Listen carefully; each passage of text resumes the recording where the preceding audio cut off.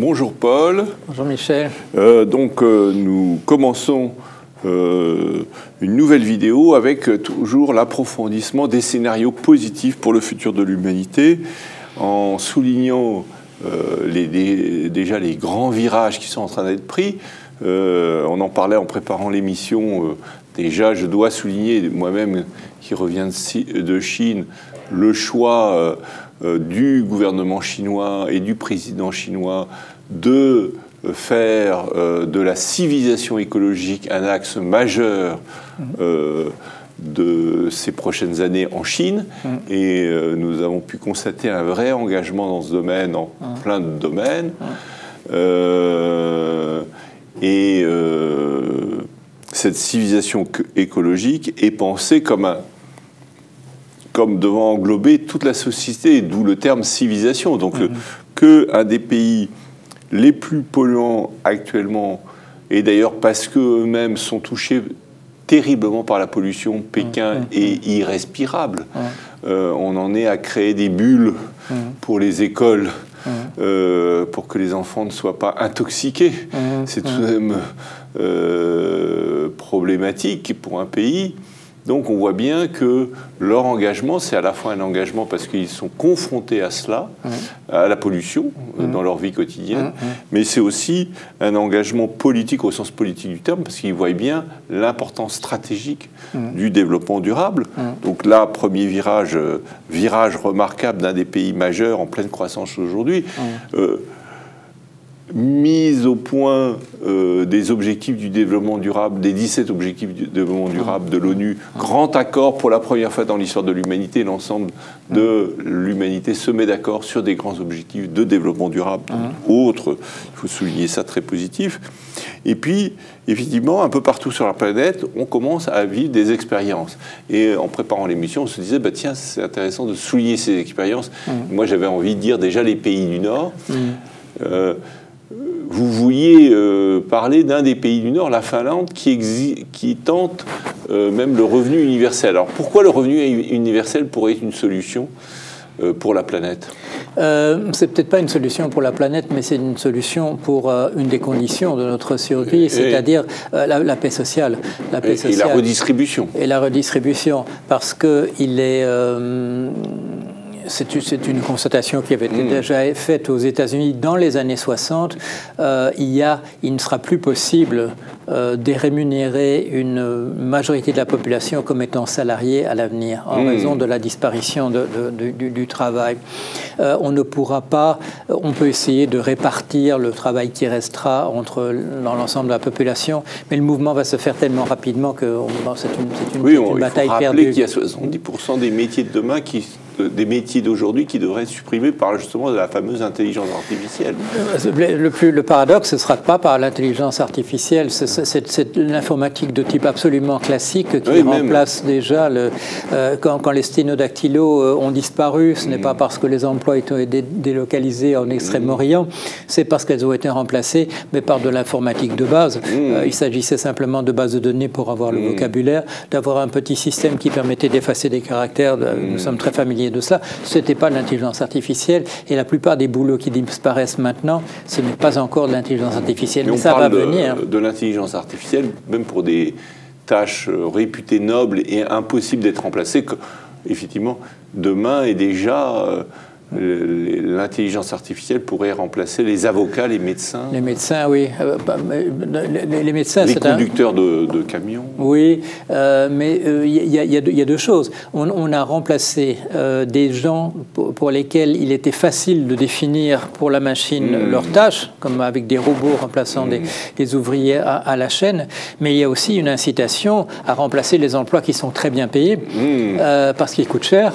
Et que j'ai fait moi-même partie des personnes qui ont participé à ça. Quand on m'a fait venir, en fait, dans le domaine où j'étais, qui était l'intelligence artificielle, pour me faire travailler dans la finance, c'était pour remplacer les traders. Non pas parce que leur tâche était facile, mais parce qu'elles étaient coûtait extrêmement cher, parce qu'on payait ces gens extrêmement cher. Et donc, on pouvait payer des personnes comme moi relativement bien pour faire des économies tout à fait considérables. Mais c'est vrai que les tâches qu'on remplaçait n'étaient pas des tâches faciles à faire, mais on pouvait mettre les moyens. Mais quand on pense au domaine de la médecine, là, on pense à la souffrance humaine. On pense aussi à des coûts. Quand maintenant, sur du diagnostic dans le domaine de la cancérologie, quand le médecin humain fait des erreurs de diagnostic de 5% et que la machine en fait de 1%, la différence entre 5% et 1%, c'est une somme considérable de souffrance humaine. Oui, c'est ça. Mais les assureurs ne vont peut-être pas nécessairement penser à ça, mais ils vont penser les mutualités, les mutuelles, aux sommes considérables qu'on va pouvoir épargner en ne donnant pas les mauvais médicaments, en donnant les bons. Ce qui fait que nous avions cette image extrêmement positive du médecin qui étudiait un très très grand nombre d'années. Mais on s'est aperçu que la machine fait beaucoup mieux. Un médecin arrive à faire des corrélations entre l'état de bonne santé et de mauvaise santé de 4 ou 5 organes. La machine peut le faire entre tous nos organes, peut trouver toutes les corrélations possibles et regarder des choses que le médecin ne peut pas trouver. Alors ça, c'est l'aspect remplacement, d'où l'importance du revenu universel pour créer une redistribution même vis-à-vis de personnes sans travail, mais aussi le revenu universel permet aussi que ces personnes commencent à s'épanouir et finalement créent leur travail. Du fait qu'ils sont désangoissés sur leurs revenus, ils deviennent des acteurs positifs pour la société et ils créent des connaissances, ils créent de la richesse d'une autre manière. Mais c'est là que moi j'ai personnellement une critique sur cette approche. J'ai travaillé dans la finance, j'ai vu des gens autour de moi qui, chaque fois que la population disposait d'une somme supplémentaire, qu'on créait un comité, et je n'étais pas dans les pires des banques, comment allons-nous prendre une partie de cette somme? Des sommes qui sont distribuées à des individus sont la proie possible du monde autour de nous. Les abonnements qui prennent de plus en plus de nos ressources, ces abonnements peuvent encore monter de prix. C'est pour ça que ce que je propose personnellement, c'est plutôt d'étendre la gratuité. C'est une autre manière je dirais, d'établir d'éliminer certaines disparités. Mais la gratuité, il n'y a pas des sommes qui peuvent être tentantes pour la prédation de l'un ou de l'autre.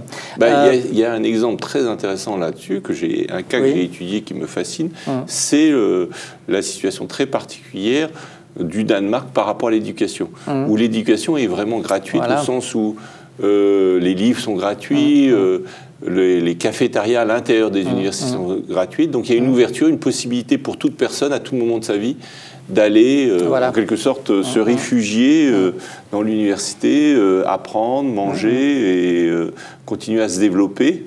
Ce qui donne une atmosphère sociale complètement différente parce que tout le monde se sent en quelque sorte empoweré d'apprendre, de continuer à apprendre. Tout à fait. Et quand il s'agit de la gratuité pour l'indispensable, il n'y a pas de possibilité de quelqu'un d'en profiter. On ne peut pas manger 2 fois plus parce que c'est gratuit.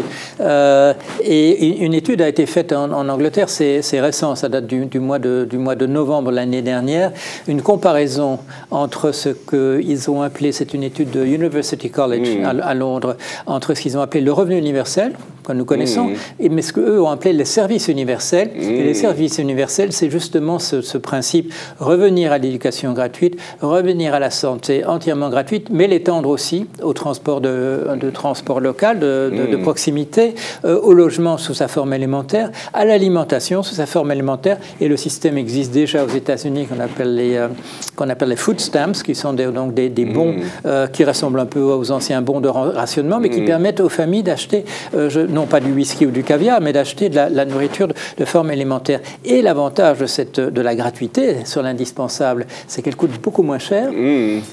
D'après le calcul, le chiffrage qui a été fait par ces Anglais, ça coûte 6 fois moins cher. Ça représente 2% du PIB, ce qui est un chiffre gérable, alors que le revenu universel coûterait 13% du PIB, ce qui n'est pas envisageable, et aussi distribue des sommes quand même considérables à une partie de la population qui sera simplement encouragée à l'utiliser dans du consumérisme de type classique. Donc personnellement, je suis bien davantage en faveur de la gratuité pour l'indispensable que le revenu universel. Alors là, c'est des solutions en fait pour la dimension sociale, la dimension de la fracture sociale. Oui. C'est aussi une solution économique au sens où ça permet de continuer à développer l'économie sans qu'il y ait trop de problèmes sociaux. Mais comment vous voyez l'aspect beaucoup plus compliqué du réchauffement climatique et aussi, alors là, il me semble que c'est un sujet quasiment tabou et extrêmement difficile à adresser, qui est l'effondrement de la biodiversité, qui pourtant est un problème majeur. Mais là, ça fait partie des choses que nous devrons examiner en termes de probabilité. C'est qu'il y a des scientifiques, et qui sont des gens absolument sérieux, qui nous disent que le mauvais tournant a été pris à la fin du XVIIIe siècle, quand nous avons commencé à utiliser le charbon, et qu'à partir de ce moment-là, il n'était pas possible véritablement de renverser la vapeur, de changer la barre. Donc il est possible qu'il soit extrêmement difficile il y a un chercheur qui... Il faut combiner au moins 4 choses, c'est-à-dire la captation, la réduction, et à la fois des initiatives top-down, mais aussi du bottom-up. Oui, et il faut réfléchir à toutes les conséquences des mesures qu'on prend. Il y a un très bon climatologue qui a fait la remarque suivante. Il a dit, si nous arrêtions brutalement, par exemple, la consommation de pétrole demain, eh bien, le climat se déréglerait plus rapidement encore que si nous ne faisions rien. Pourquoi? Parce qu'avec notre utilisation du pétrole, nous produisons des aérosols dans l'atmosphère qui, d'une certaine manière, amortissent... Oui, et que si nous l'arrêtions brutalement, nous enlèverions cet élément de compensation automatique. Ce qui ne veut pas dire qu'il faut continuer dans la même direction. Mais il faut penser à toutes les conséquences possibles d'un changement, dans la barre. Alors, est-ce que, pour conclure, parce que là, on est rentré dans plein de petits détails, mais qui donnent des exemples concrets d'éléments positifs, la gratuité, le revenu universel, est-ce qu'il n'y a pas aussi, à la source de tout ça, une nouvelle manière de penser? Est-ce que l'approche systémique, une nouvelle manière de penser le monde n'est pas nécessaire, comme, finalement, l'ère industrielle a été portée par la Renaissance, par une nouvelle pensée dont Descartes a été un élément majeur, mais une centaine d'autres philosophes ont installé un nouveau logiciel dans la tête de l'humanité. Est-ce qu'aujourd'hui, il ne faudrait pas imaginer un nouveau logiciel, une nouvelle manière de penser? C'est ce que évoque quelqu'un comme Edgar Morin, comme d'ailleurs aussi Joël de Renner, enfin de manière différente. Et aussi, c'est une métaphore qu'a pris un philosophe comme certains philosophes américains qui prêchent une approche plus intégrale, justement, non seulement systémique, mais holistique, intégrale. Il y a l'image de Gaïa, de Lovelock. Oui, c'est ça, voilà, par exemple, Lovelock. Voilà, Lovelock et Gaïa, si nous réfléchissions un peu plus de cette manière. Mais la difficulté, c'est celle que nous avons évoquée dans la première vidéo, c'est-à-dire que nous pouvons tous nous convertir à une idée véritablement de la Terre comme un organisme vivant. C'est l'image des hippies, Spaceship Earth, le vaisseau, notre vaisseau spatiale, la Terre. Mais malheureusement, nous l'avons vu, qu'il y a des intérêts spécifiques. Par exemple, l'industrie du pétrole va mobiliser des moyens extraordinaires pour essayer on le voit dans le cadre du climato-scepticisme, on mobilise des moyens financiers énormes, plus importants du côté justement de l'industrie que du côté des scientifiques, pour essayer de remettre en question les découvertes des scientifiques. Et il le faut voir avec la politique actuelle de M. Trump. Et on peut espérer qu'il ne sévira pas très très longtemps, mais il est déjà parvenu à détricoter un certain nombre de choses. C'est-à-dire de faire simplement passer l'intérêt d'un certain type d'industrie par rapport à l'intérêt général. Et là, je voudrais peut-être faire une remarque pour terminer cette petite vidéo sur ce que vous avez dit au départ. Pour ce qui touche à Pékin, il y a des chiffres qui sont tombés sur 2017. En 2017, la Chine est quand même parvenue à faire baisser la pollution de 20% à Pékin. Mais de quelle manière ? en faisant détruire de manière autoritaire tous les petits poêles à charbon chez les personnes, sans même souvent faire attention de savoir si du chauffage de remplacement était disponible. Ou alors dans les cas où on a prévu le remplacement, on a oublié une chose suivante, c'est que le chauffage au gaz qu'on a mis à la place du chauffage au charbon avait besoin d'approvisionnement. Or, la conversion de l'industrie autour de Pékin a fait que ces industries ont mobilisé le gaz qui n'a pas été suffisant pour la population. Donc, un autre danger, c'est que nous attendions tellement tard avant de prendre les mesures qu'il faut que seules des mesures autoritaires peuvent permettre de renverser la vapeur. Et là, la Chine donne à la fois un très bon exemple, mais aussi très mauvais, en montrant qu'on peut sacrifier à ce moment-là une certaine partie de la population parce que l'impératif semble être un impératif général et qu'on le fait trop dans l'urgence. Nous sommes à la fin de cette dernière vidéo. On pourrait conclure. Et la conclusion, ça pourrait être, on est à la croisée des chemins, soyons proactifs, comprenons nos enjeux et essayons de trouver un chemin positif. Les chemins existent, mais ils vont demander une saisie, une montée en conscience de l'humanité considérable. En effet. Merci Michel. À bientôt.